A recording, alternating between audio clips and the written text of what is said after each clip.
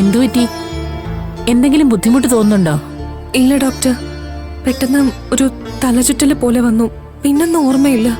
ഇതുകൊണ്ടാ ഞാൻ പറഞ്ഞത് bed rest വേണോന്ന്.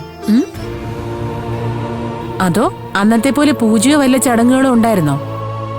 അങ്ങനൊന്നും ഇല്ലായിരുന്നു ഡോക്ടർ. ഇന്നലെ രാത്രി കിടന്നപ്പോ ചെറിയൊരു വിമിഷ്ടം പോലെ ഉണ്ടായിരുന്നു. അപ്പൊ തന്നെ ആരോടെങ്കിലും പറയാറുന്നില്ലേ? പിന്നെ ഞാനങ്ങ് മയങ്ങിപ്പോയി ഡോക്ടറെ. രാവിലെ ആന്റി വന്ന് വിളിച്ചപ്പോഴാണ് ഞാൻ ഉണർന്നത്. പക്ഷെ കണ്ണ് തുറക്കാൻ പോലും പറ്റുന്നുണ്ടായിരുന്നില്ല.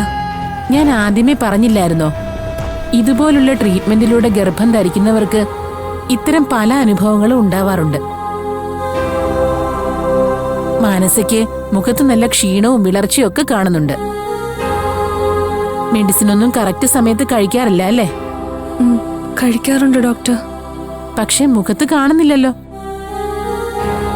എന്തായാലും ഞാൻ ഹസ്ബൻഡിനോടൊന്ന് സംസാരിക്കാം, എന്നാലേ ശരിയാവും. അല്പം കഴിഞ്ഞിട്ട് സൂര്യയോട് എന്റെ ക്യാബിനിലോട്ടൊന്ന് വരാൻ പറയണം.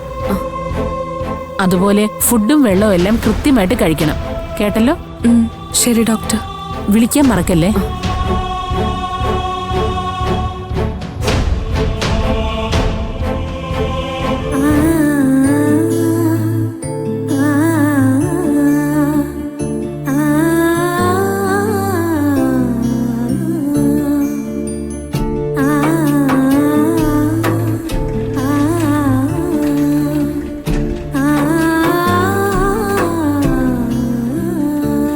സൂര്യ സാർ അല്ലേ? അതെ. ഡോക്ടർ ക്യാബിനിലേക്ക് ചെല്ലാൻ പറഞ്ഞു. സർ, അങ്ങോട്ടേക്കല്ല, 7th ക്യാബിലാണ്.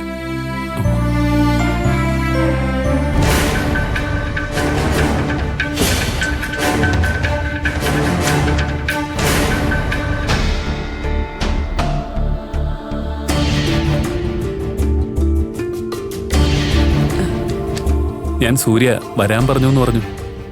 സൂര്യയോ? വരൂ, ഇരിക്കൂ ഇരിക്കൂ.